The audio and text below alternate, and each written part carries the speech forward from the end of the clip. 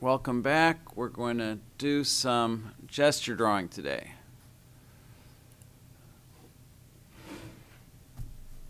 These are random pictures of people dancing from the internet.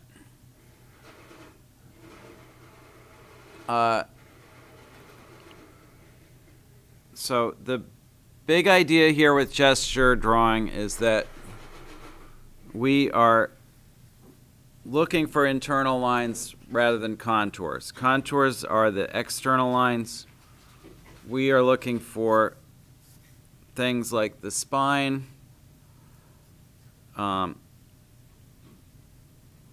we've got the spine coming up right into the head. The rigid part of the spine is the back of the rib cage. That's less flexible than the thoracic vertebrae up here and the lumbar vertebrae down here. So don't draw this too big. We're not going to finish this drawing. We're just trying to get the hang of doing simple gestures. So I've got my mass of the head. I'm thinking about this line of action through the spine. I like to mark the front of the rib cage too to show which direction it's pointed. That's like the sternum.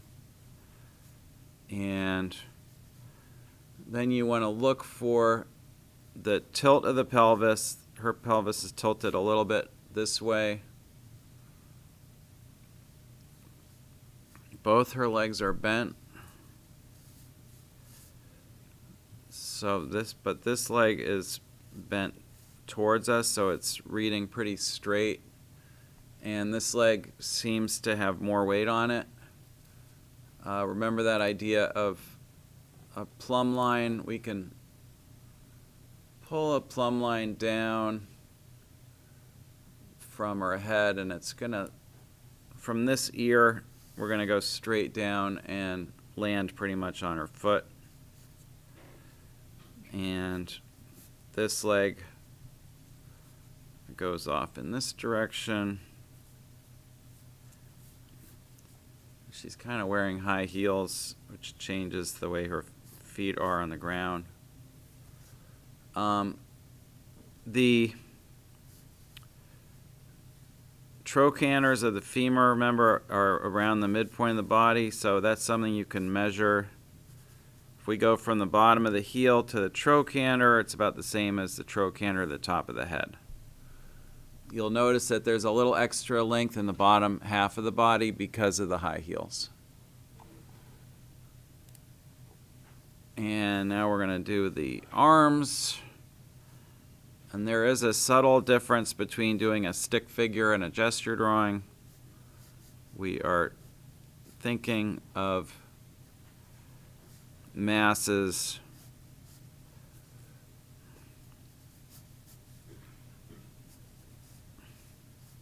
One thing that Proko teaches really well is this idea of the bean, which is the central mass of the rib cage and the pelvis, which you can consider as this vaguely kind of bean-shaped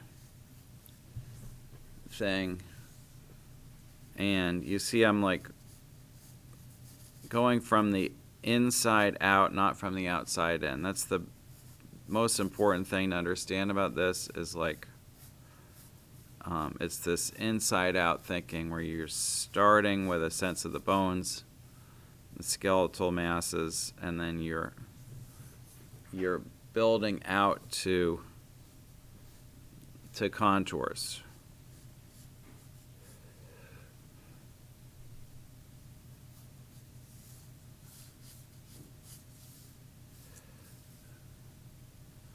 So the way to know if you've succeeded is, one is just intuitive, like when you look at your drawing, does it feel like the same energy as the pose you tried to draw? And the other is practical, like if if you showed the drawing to somebody else, would they be able to get into that pose?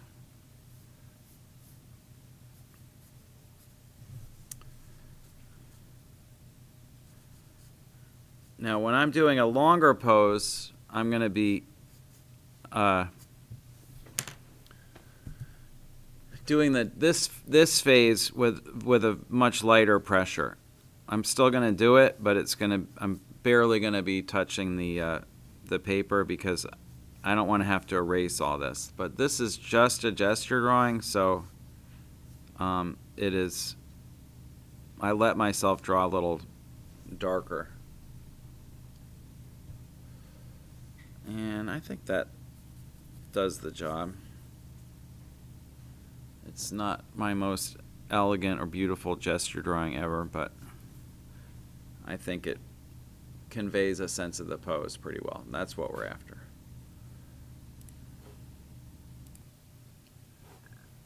Okay, we're going to do another one now.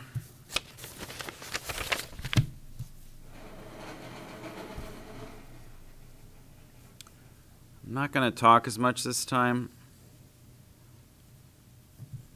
I find it a little helpful to like just give myself a little clue which way the head is turned.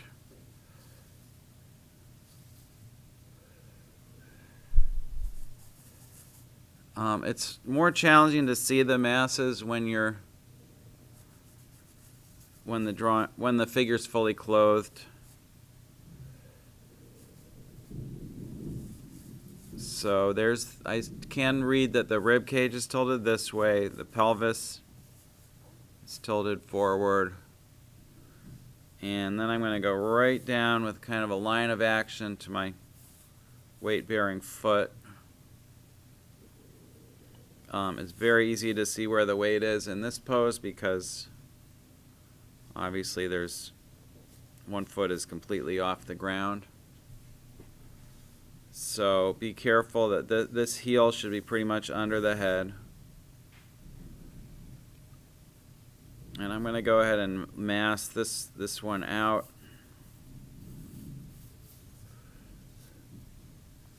And then we're going to do this forward leg.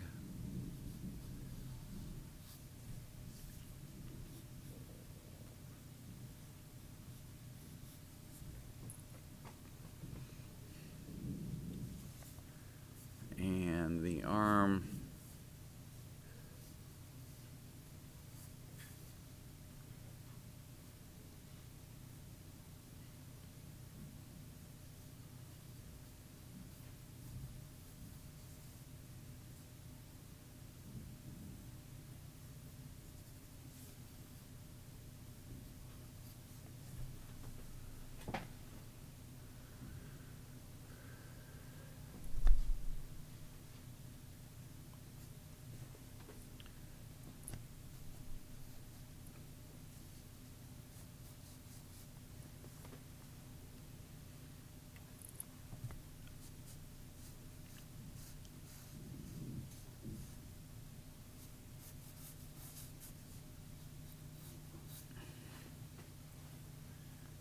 When I took my first college drawing class, I thought I was a real hot shot because I could do details, I could make things look real, and the teacher hired actual like nude models who were actually from the college dance program, and they would come in and do all these like 30-second poses and 2-minute poses. And it really pissed me off because, and I see now that it's pissed me off because I was bad at it. It wasn't something I had ever figured out how to do, so, it made me angry. And, it seemed like a wasted time. Why do 30-minute poses or 30-second poses? And it took me long time to realize how valuable that was, because if you can nail a gesture in a minute or so, then when you get a 20-minute pose, you can spend the last 19 minutes doing the stuff you like to do. If it takes you 20 minutes to get a gesture, though, then you're going to need a day-long pose to get anything good.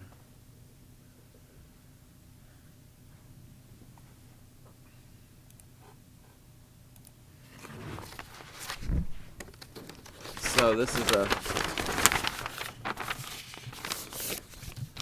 very energetic pose.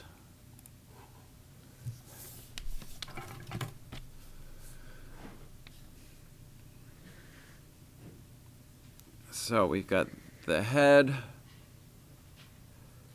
I'm going to just do an eye line and a little shadow under the nose to show sort of that we're looking up at the head.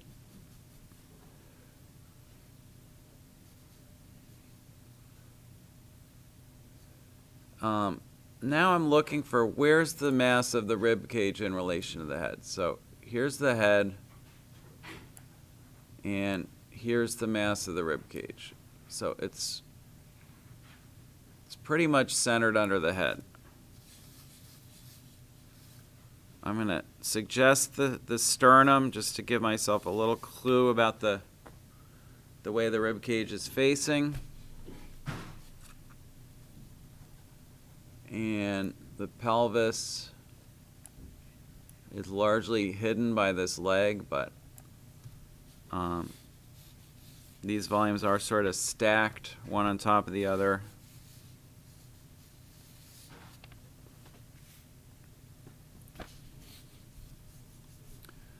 And then there's a nice line of action if you look for it, sort of going through this pose like this. So we've got like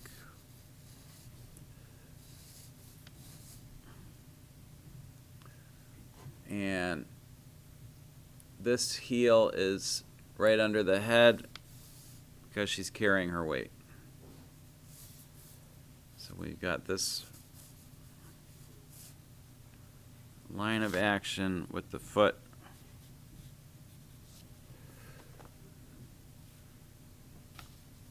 And all the energy in the pose is coming from that other leg. So this looks kind of weird right now, but let's see what happens if we just throw in that other leg.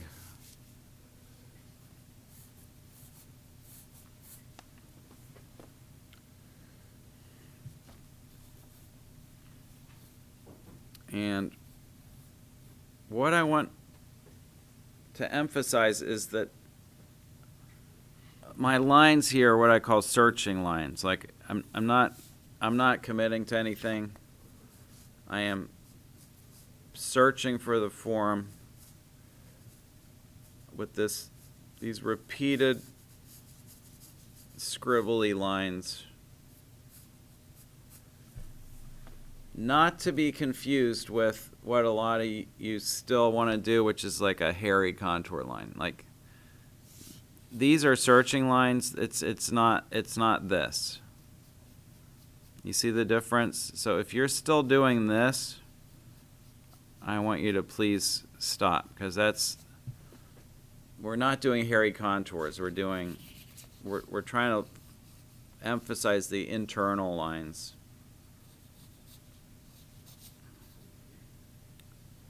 So this shoulder comes way out.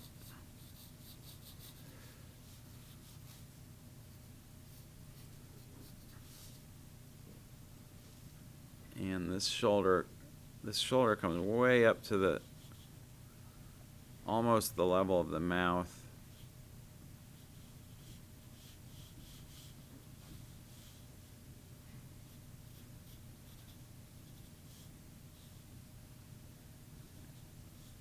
And the hat is also part of this gesture.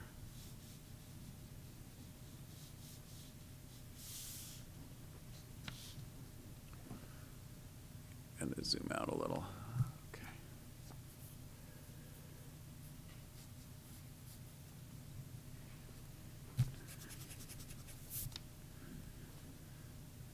So if you measure one thing in a drawing like this, it should probably be the center.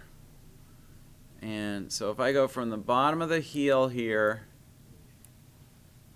to the approximate location of the trochanter, and then the top of the head. That should be roughly my center. It's a little bit of foreshortening of the top half of the body, but I think if I measure this on my screen, yeah, they're pretty much equal. So one way to check your work, and let's check these right now. Like, find where you put the bottom of the heel, estimate the location of the trochanter, mark the top of the head, and just see how you did. You don't need to fix it. Just see if those are equidistant. I put the trochanter a little high. Okay, that's good. And the other way to check your work is by quickly creating an envelope or a crate around the drawing. So let's do that too. And I want you to see how that allows you to just check your angles and distances. So if we go ahead and put a quick envelope around your entire figure like this, and I'm going to do it on the reference like this.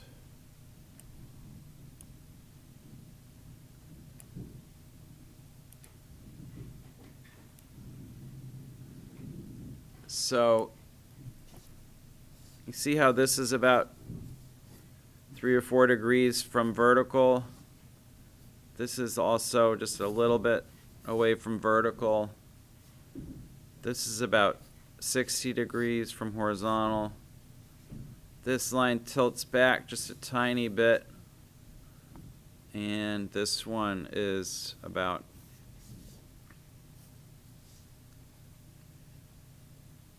50 degrees or so from horizontal. So that's one way to check your work. Another way to check your work is with negative shapes. So if I look at the negative space between these two legs, I can see like I've got way too much space somehow. So I'm just going to move this over, make this leg a little fatter, make this leg a little lower in the picture plane. And that could all be part of, this could all be compressed into a 1 or 2 minute drawing.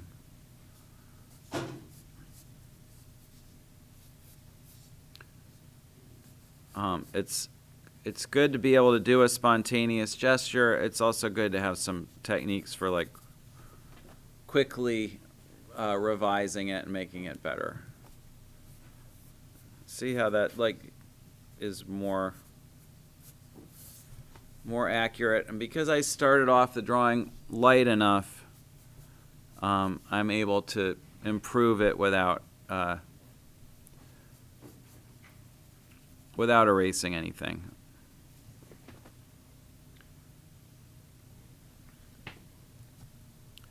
Okay, I'm going to come around and look at these, and then we will do another one.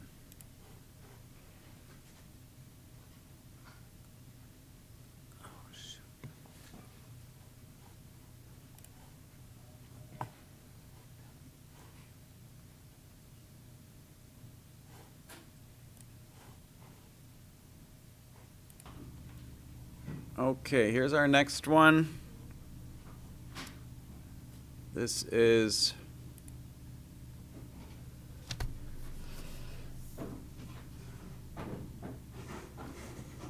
there's a lot of flexibility here, but it's a very static pose. It doesn't feel like she's in motion. And the head, we're looking at the head straight on for a change, which will be nice.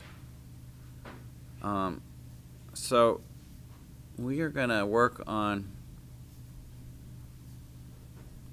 exaggerating, looking for the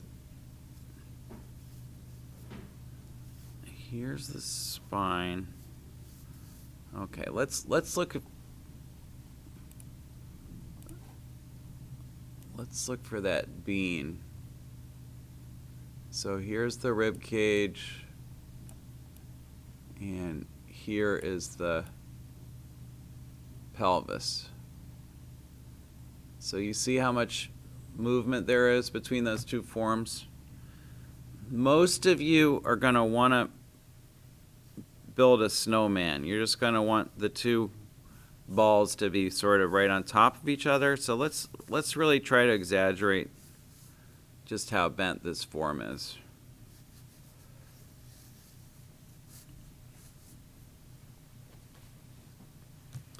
And then we're going to double back with this leg.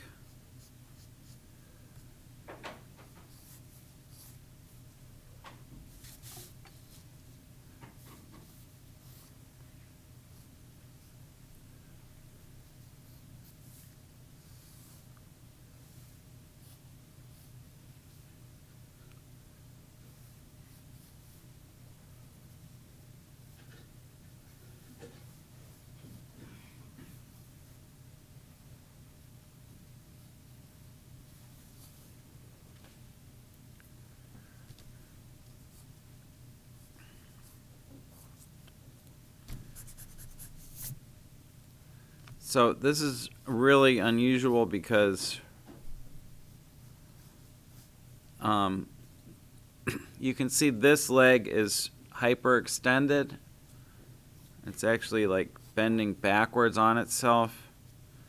And that's normal when it's your main weight-bearing leg, but it's not typical to see a hyperextension in a pose like this.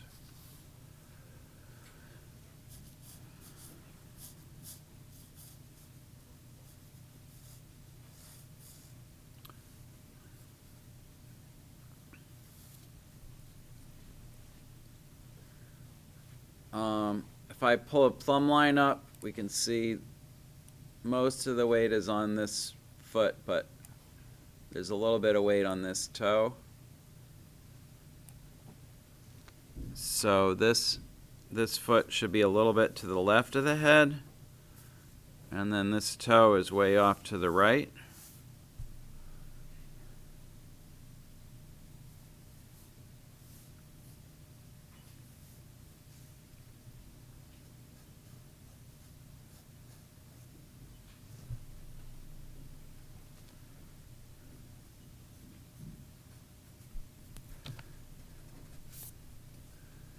And if we crate this, we can see that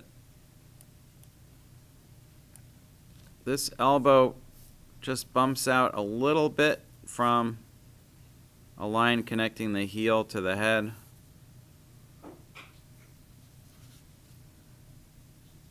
And this elbow bumps out a little bit from the weight-bearing foot.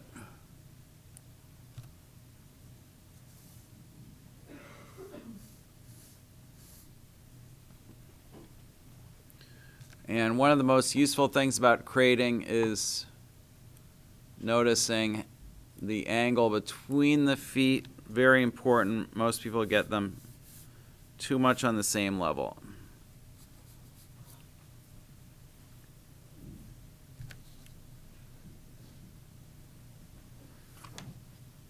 So I'm going to just do a little more development of the masses here. Upper arm, forearm. I'm going to use the leotard as a clue for the direction of the sternum.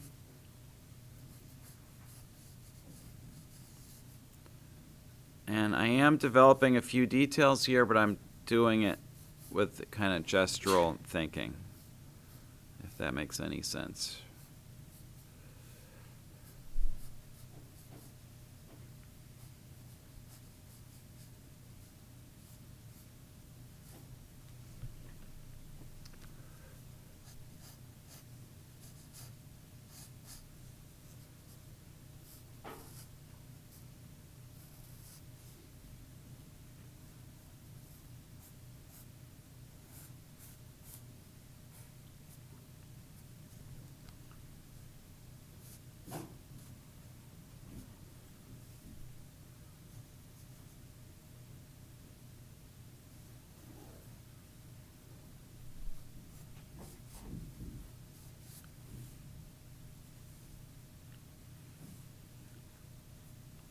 she's doing some kind of unnatural things with her feet here, so it's...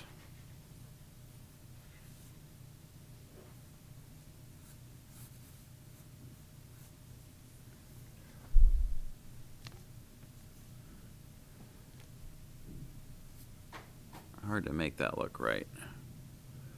And I've got a little, not quite enough negative space inside the, between the arm and the rib cage, so I need to just flatten this out a tiny bit. Very slender. Okay.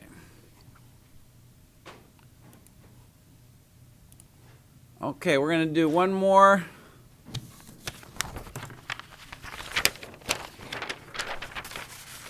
This is a reference picture taken by a former student.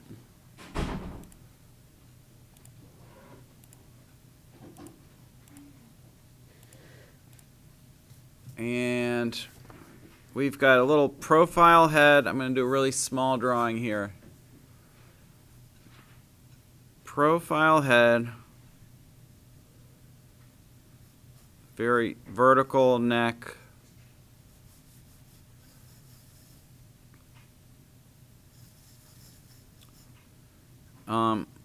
You've measured rib cages. You know it's about 2 heads tall, your rib cage. Here's the sternum, pelvis,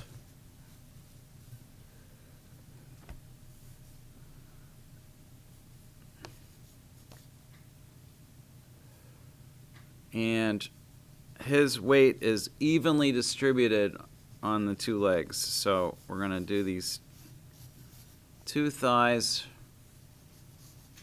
I spoke to some of you about making a little bit of a mess with these drawings. Like, don't be so like neat and tidy and perfect.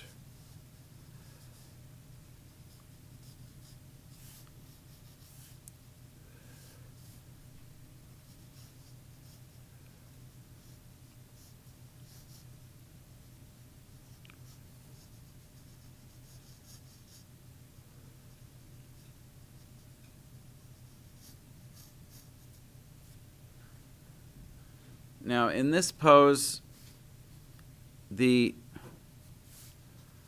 trochanters are going to be below center.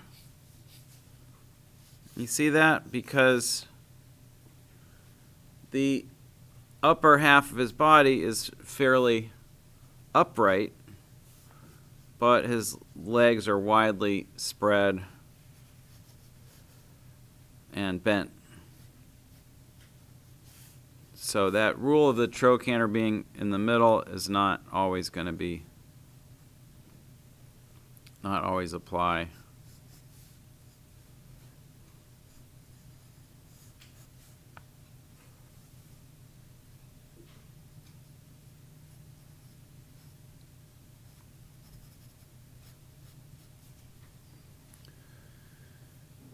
And it's really important to recognize just how good your brain is at interpreting gesture. That's a survival skill. And so you can use that instrument to assess your drawing. Like, when you look at this photograph, the guy's holding a baseball bat, but he's obviously being silly. He's not like moving towards anyone with it. There's something slightly comical about the gesture and not very threatening. So when you look at your drawing, ask yourself, is that the vibe I'm getting from my drawing? Am I getting a vibe that this guy is just like goofing around with his baseball bat, or am I getting a vibe that he's falling over? Like, if you're getting the same feeling from your drawing as you're getting from the photograph, then you're succeeding.